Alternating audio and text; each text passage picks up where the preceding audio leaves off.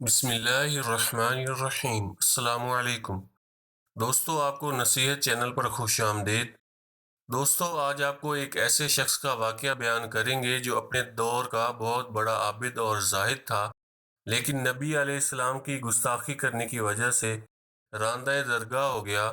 دوستو، ویڈیو آخر تک لازمی دیکھیے گا، اور اگر آپ نے ابھی تک ہمارے چینل کو سبسکرائب نہیں کیا تو سبسکرائب کے بٹن پر کلک کر کے سبسکرائب کر لیں اور ساتھ والے بیل آئیکن کو بھی پریس کر دیں۔ جزاک اللہ۔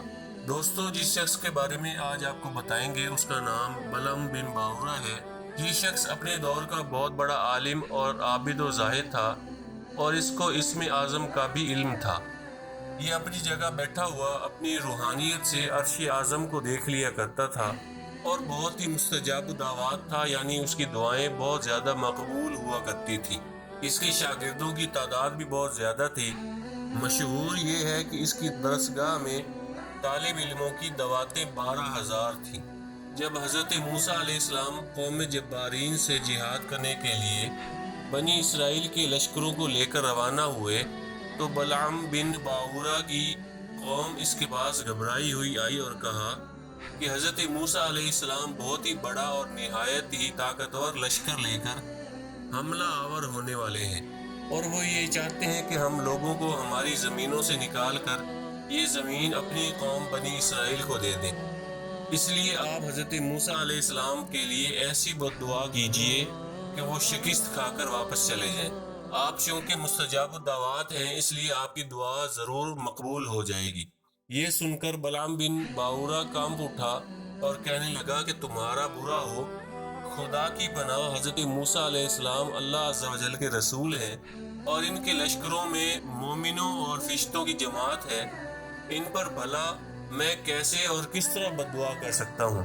لیکن اس کی قوم نے رو رو کر اور گڑ گڑا کر اس طرح اصرار کیا کہ اس نے یہ کہہ دیا کہ استخارہ کر لینے کے بعد اگر مجھے اجازت مل گئی تو بد دعا کر دوں گا۔ مگر استخارہ کے بعد جب اس کو بد دعا کی اجازت نہ ملی تو اس نے صاف صاف جواب دے دیا کہ اگر میں بد دعا کروں گا تو میری دنیا اور آخرت دونوں برباد ہو جائیں گی۔ اس کے بعد اس کی قوم نے بہت سے گراں قدر ہدایہ اور تحائف اس کی خدمت میں پیش کر کے بے پناہ اصرار کیا، یہاں تک کہ بلام بن باورا پر حرص اور لالچ کا بھوت سوار ہو گیا، اور وہ مال کے جال میں پھنس گیا اور اپنی گدی پر سوار ہو کر بد دعا کے لیے چل پڑا۔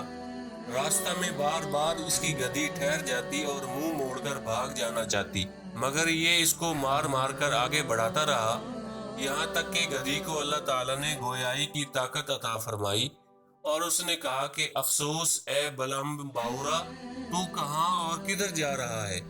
دیکھ، میرے آگے فرشتے ہیں جو میرا راستہ روکتے اور میرا منہ موڑ کر مجھے پیچھے دھکیل رہے ہیں۔ اے بلم، تیرا برا ہو، کیا تو اللہ کے نبی اور مومنین کی جماعت پر بد دعا کرے گا؟ گدی کی تقریر سن کر بھی بلم بن باورا واپس نہ ہوا، یہاں تک کہ حسبان نامی پہاڑ پر چڑھ گیا اور بلندی سے حضرت موسیٰ علیہ السلام کے لشکروں کو بغور دیکھا، اور مال و دولت کی لالچ میں اس نے بد دعا شروع کر دی۔ لیکن خدا عز و جل کی شان کہ وہ حضرت موسیٰ علیہ السلام کے لیے بد دعا کرتا تھا، مگر اس کی زبان پر اس کی قوم کے لیے بد دعا جاری ہو جاتی تھی۔ یہ دیکھ کر کئی مرتبہ اس کی قوم نے ٹوکا کہ اے بلم، تم تو الٹی بد دعا کر رہے ہو۔ تو اس نے کہا کہ اے میری قوم، میں کیا کروں؟ میں بولتا کچھ ہوں اور میری زبان سے کچھ اور ہی نکلتا ہے۔ پھر اچانک اس پر یہ غضب الہی نازل ہو گیا کہ ناگہاں اس کی زبان لٹک کر اس کے سینے پر آ گئی۔ اس وقت بلام بن باورا نے اپنی قوم سے رو کر کہا کہ افسوس، میری دنیا اور آخرت دونوں برباد اور غارت ہو گئی، میرا ایمان جاتا رہا اور میں قہر و قہار اور غضب جبار میں گرفتار ہو گیا۔ اب میری کوئی دعا مقبول نہیں ہو سکتی، مگر میں تم لوگوں کو مکر کی ایک چال بتاتا ہوں۔ تم لوگ ایسا کرو تو شاید حضرت موسیٰ علیہ السلام کے لشکروں کو شکست ہو جائے۔ تم لوگ ہزاروں خوبصورت لڑکیوں کو بہترین پوشاک اور زیورات پہنا کر بنی اسرائیل کے لشکروں میں بھیج دو، اگر ان کا ایک آدمی بھی زنا کرے گا تو پورے لشکر کو شکست ہو جائے گی۔ چنانچہ بلام بن باورا کی قوم نے اس کے بتائے ہوئے مکر کا جال بچھایا اور بہت سی خوبصورت دوشیزاؤں کو بناؤ سنگار کرا کر بنی اسرائیل کے لشکروں میں بھیجا، یہاں تک کہ بنی اسرائیل کا ایک رئیس ایک لڑکی کے حسن و جمال پر فریفتہ ہو گیا اور اس کو اپنی گود میں بٹھا کر حضرت موسیٰ علیہ السلام کے سامنے گیا اور فتویٰ پوچھا کہ اے اللہ عز و جل کے نبی، یہ عورت میرے لیے حلال ہے یا نہیں؟ آپ نے فرمایا کہ خبردار، یہ تیرے لیے حرام ہے، فوراً اس کو اپنے سے الگ کر دے اور اللہ عز و جل کے عذاب سے ڈر۔ مگر اس رئیس پر غلبہ شہوت کا ایسا زبردست بھوت سوار ہو گیا کہ وہ اپنے نبی علیہ السلام کے فرمان کو ٹھکرا کر اس عورت کو اپنے خیمہ میں لے گیا۔ اس گناہ کی نوست کا یہ اثر ہوا کہ بنی اسرائیل کے لشکر میں اچانک طاعون کی وبا پھیل گئی اور گھنٹے بھر میں 70,000 آدمی مر گئے اور سارا لشکر تتر بتر ہو کر ناکام و نامراد واپس چلا گیا، جس کا حضرت موسیٰ علیہ السلام کے قلب مبارک پر بہت ہی صدمہ گزرا۔ بلام بن باورا پہاڑ سے اتر کر مردود بارگاہ الہی ہو گیا، آخر دم تک اس کی زبان اس کے سینے پر لٹکتی رہی اور وہ بے ایمان ہو کر مر گیا۔ اس واقعہ کو قرآن پاک نے پارہ 9 سورہ اعراف کی آیت نمبر 176 اور 175 میں بیان فرمایا ہے۔ روایت ہے کہ بعض انبیاء کرام نے خدا تعالیٰ سے دریافت کیا کہ تو نے بلام بن باورا کو اتنی نعمتیں عطا فرما کر پھر اس کو کیوں اس قدر ذلت میں گرا دیا؟ تو اللہ تعالیٰ نے فرمایا کہ اس نے میری نعمتوں کا کبھی شکر ادا نہیں کیا، اگر وہ شکر گزار ہوتا تو میں اس کی کرامتوں کو سلب کر کے اس کو دونوں جہاں میں اس طرح ذلیل و خوار اور غائب و غاصب نہ کرتا۔ بلام بن باورا کی اس سرگزشت سے چند اسباق ہمیں ملتے ہیں۔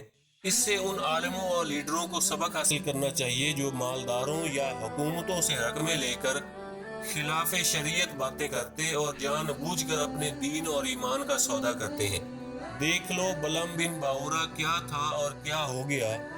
یہ کیوں ہوا؟ اس لیے اور صرف اس لیے کہ مال و دولت کے لالچ میں گرفتار ہو گیا اور دانستہ اللہ عز و جل کے نبی پر بددعا کرنے کے لیے تیار ہو گیا، تو اس کا اس پر یہ وبال پڑا کہ دنیا اور آخرت میں ملعون ہو کر اس طرح مردود ہو گیا کہ عمر بھر کتے کی طرح لٹکتی ہوئی زبان لیے پھرا اور آخرت میں جہنم کی بھڑکتی اور شعلہ بار آگ کا ایندھن بن گیا۔ لہٰذا ہر مسلمان خصوصاً علماء اور مشائخ کو مال و دولت کے حرص اور لالچ کے جال سے ہمیشہ پرہیز کرنا چاہیے اور ہرگز کبھی بھی مال کی طمع میں دین کے اندر مداحنت نہیں کرنی چاہیے، ورنہ خوب سمجھ لو کہ قہر الہی عز و جل کی تلوار لٹک رہی ہے۔ اور اس ثانیہ سے عام مسلمان بھی یہ سبق سیکھیں کہ حضرت موسیٰ علیہ السلام کا لشکر جس میں ملائکہ اور مومنین تھے، ظاہر ہے کہ اس لشکر کے ناکام ہونے کا کوئی سوال ہی پیدا نہ ہوتا تھا، کیونکہ یہ ایسا روحانی اور ملکوتی لشکر تھا کہ ان کے گھوڑوں کی ٹاپ سے پہاڑ لرزہ اندام ہو جاتے، مگر صرف ایک بد نصیب کے گناہ کے سبب ایسی نحوست پھیل گئی کہ ملائکہ لشکر سے الگ ہو گئے اور طاعون کے عذاب نے پورے لشکر میں ایسی ابتری پھیلا دی کہ پورا لشکر بکھر گیا اور یہ فوج ظفر موج ناکام و نامراد ہو کر پسپا ہو گئی۔ اس لیے مسلمانوں کو لازم ہے کہ اگر وہ کفار کے مقابلہ میں کامیاب ہونا چاہتے ہیں تو ہر وقت گناہوں اور بدکاریوں کی نحوستوں سے بچتے رہیں، ورنہ فرشتوں کی مدد ختم ہو جائے گی اور مسلمانوں کا رعب کفار کے دلوں سے نکل جائے گا اور مسلمانوں کو نہ صرف ناکامی کا منہ دیکھنا پڑے گا بلکہ ان کی عسکری طاقت ہی فنا ہو جائے گی اور پوری قوم صفحہ ہستی سے حرف غلط کی طرح مٹ جائے گی۔ اللہ پاک ہم سب کو اپنی نافرمانی سے محفوظ رکھے، آمین۔ دوستو، ویڈیو اگر پسند آئی ہے تو اسے لائک اور شیئر ضرور کر دیں۔ جزاک اللہ۔